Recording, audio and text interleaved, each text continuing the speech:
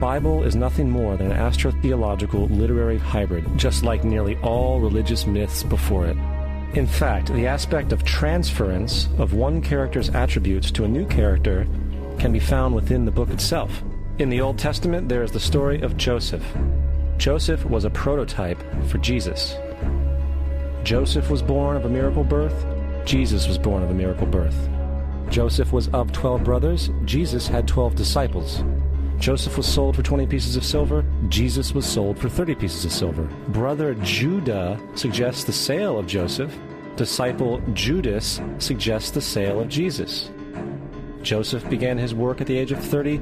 Jesus began his work at the age of 30. The parallels go on and on.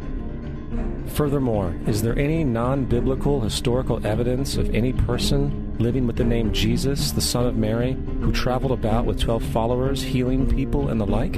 There are numerous historians who lived in and around the Mediterranean, either during or soon after the assumed life of Jesus.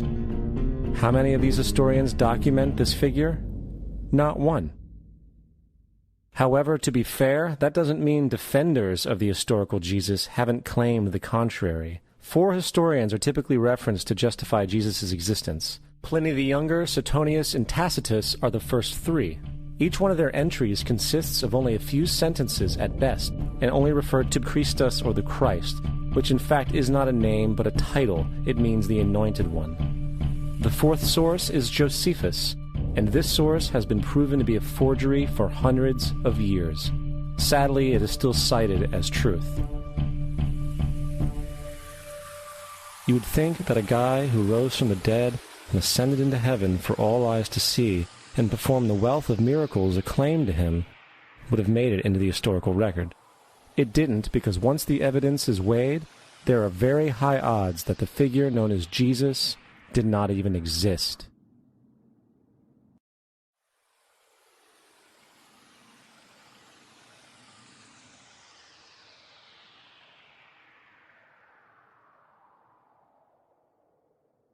We don't want to be unkind, but we want to be factual.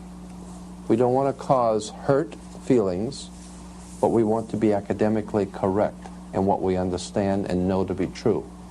Christianity just is not based on truth. We find that Christianity was in fact nothing more than a Roman story developed politically. The reality is, Jesus was the solar deity of the Gnostic Christian sect, and like all other pagan gods, he was a mythical figure.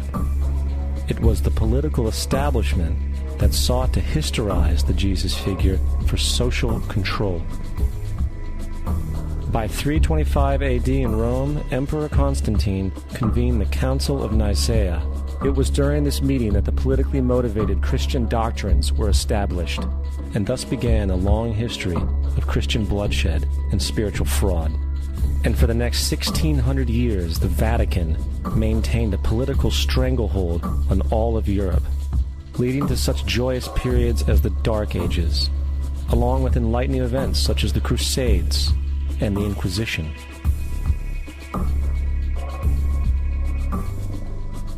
Christianity, along with all other theistic belief systems, is the fraud of the age.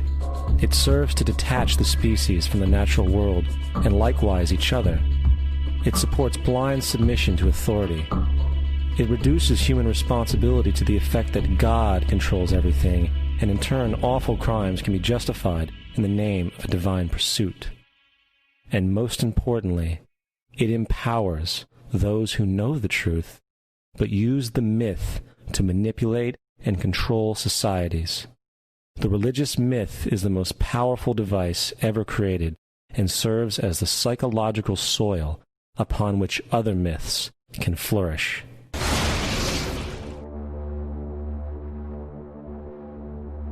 A myth is an idea that, while widely believed, is false. In a deeper sense, in the religious sense, a myth serves as an orienting and mobilizing story for a people. The focus is not on the story's relation to reality, but on its function. A story cannot function unless it is believed to be true in the community or the nation. It is not a matter of debate. If some people have the bad taste to raise the question of the truth of the sacred story, the keepers of the faith do not enter into debate with them. They ignore them or denounce them as blasphemers. It is wrong, blasphemous, and sinful for you to suggest, imply, or help other people come to the conclusion that the U.S. government killed 3,000 of its own citizens.